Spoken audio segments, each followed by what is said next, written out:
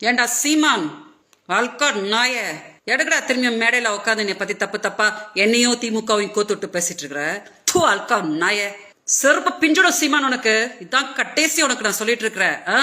நான் ஏதோ செவனேன்னு பெங்களூர்ல சொல்றேன்ல உங்க ஆட்கள் வச்சு பேசாத மாமாவை பத்தி பேசாதன்னு சொல்றலடா நாய. அப்போ நீயும் வாய மூடு 46 வயசு வரைக்கும் நீ பிச்சைதான் எடுத்துக்கிட்டு இருந்த கல்யாணம் ஆகாம. நான் தான் வந்து உனக்கு ஒரு வாழ்க்கையை கொடுத்த மறந்துட்டு இன்னைக்கு வந்து நீ மேடையில இந்த பொம்பளையை கூட்டிட்டு வந்து சொரப்ப பிஞ்சிடும்டா சொரப்ப கட்ட நாய. நான் கண்டிப்பா சொல்றேன் பெங்களூர்ல இருந்து என்ன நடக்கணுமோ உனக்கு நடந்துரும் சீமான். ரொம்ப அமைதியா உனக்கு வேற ஏதாவது அரசியல் தெரிஞ்சிச்சுன்னா பிச்சைக்காரச்சோட அதை போய் பண்ணுப்போ. நீ தானடா வந்த நான் கொடுக்குறேன் உன் புருஷன் சொல்லிட்டு நீ தானடா வந்த. பெண் சாபத்தை கட்டாத. அதுவும் என்னைய நான் ரொம்ப கஷ்டத்துல இருக்கிறேன்.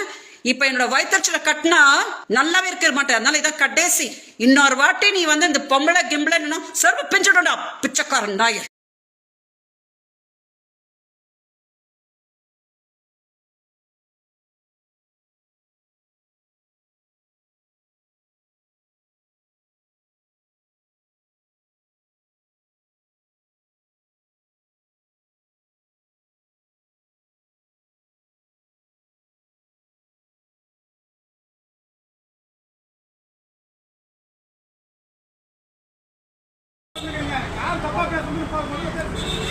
யார் தப்பா பேசணும் நீங்க பேசுங்க. ஃபர்ஸ்ட் மாலை போட்டுருக்கீங்க என் மேல சண்டை போட்டுருக்கீங்க.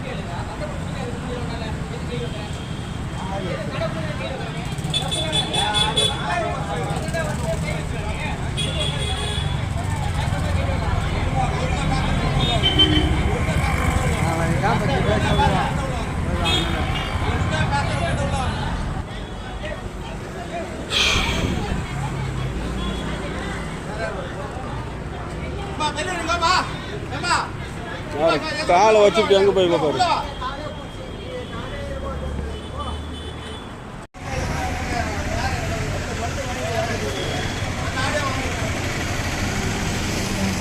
நம்ம நீ எதுவுமே நேர்மையா தான் சார் போய் ஆகணும். அவர் பேசுற பேச்சு உண்மையா இருக்கட்டும், நம்ம பேசுற பேச்சு உண்மையா இருக்கணும். நீ வீடியோ எடுக்கக்கூடாது புடுங்குறன்னும் போது அவன் எவ்வளோ திருடன்னு உனக்கு தெரிஞ்சு போச்சு.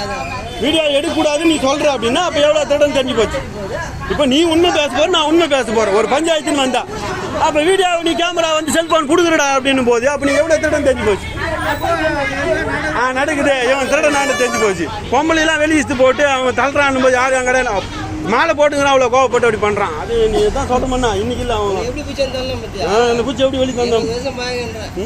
20 வருஷம் பழக்கம் போட்டோ எடுத்து கிடையாது.